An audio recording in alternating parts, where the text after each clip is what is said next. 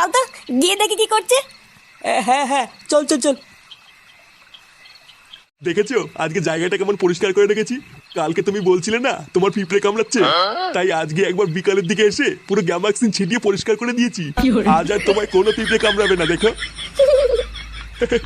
আমার সোনাটার কত সুন্দর হাসি। হ্যাঁ চলো এবার খেলাটা শুরু করি। ওই দেখ ফুটো, তোর বউ কি করছে?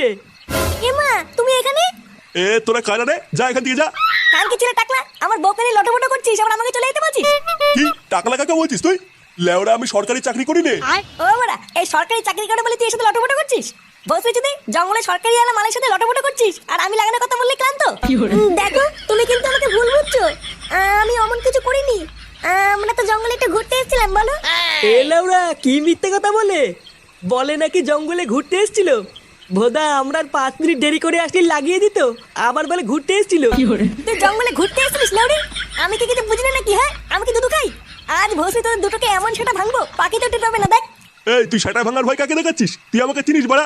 চুদির ভাই টাকলা চুদি, তুই আমাদের চিনিস না, আমরা বালচের ক্লাবের সদস্য, বুঝলি? মার তো খানকি ছেলে দুটোকে। কি তোরা মারবি? আয় আয়। শোনা তুমি ভয় পেও না, এই দুটো শাটা আমি একাই ভেঙে দেবো। খানকি ছেলে। এই বাবা,